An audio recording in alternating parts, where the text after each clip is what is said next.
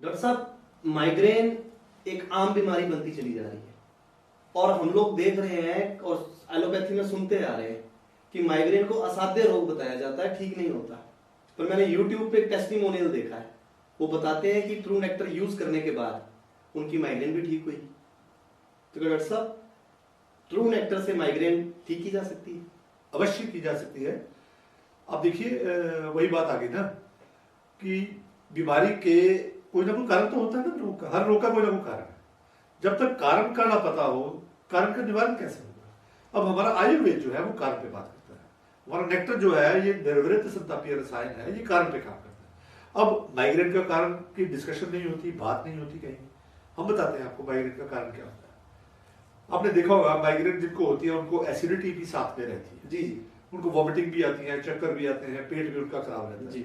असल में माइग्रेन बनती ही तब है जब पेट ज्यादा देर खराब है। ओके। आप देखिए, हमारे ब्रेन को 70 से 80 तरह के न्यूरोकेमिकल चाहिए अपना काम करने के लिए। वो सारे के सारे न्यूरोकेमिकल ब्रेन में नहीं बनते हैं, वो पेट सप्लाई करता है। ओके।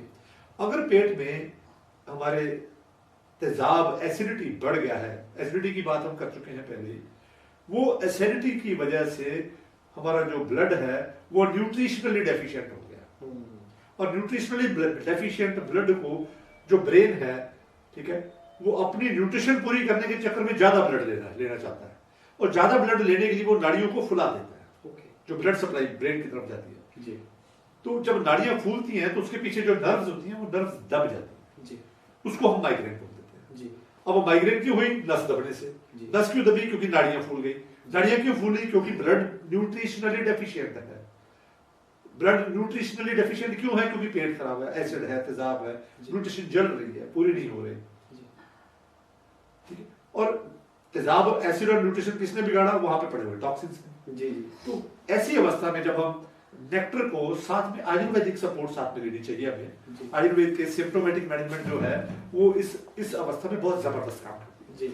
तो आयुर्वेद की सिम्प्टोमेटिक मैनेजमेंट लेते हुए जब साथ में नेक्टर का इस्तेमाल किया जाता है तो वो पेट भी ठीक होता है, तेजाब भी रेगुलेट हो जाता है, जो डैमेज हुआ वो रिपेयर भी हो जाता है, हमारा जो ब्लड है वो न्यूट्रिशनली रिच हो जाता है।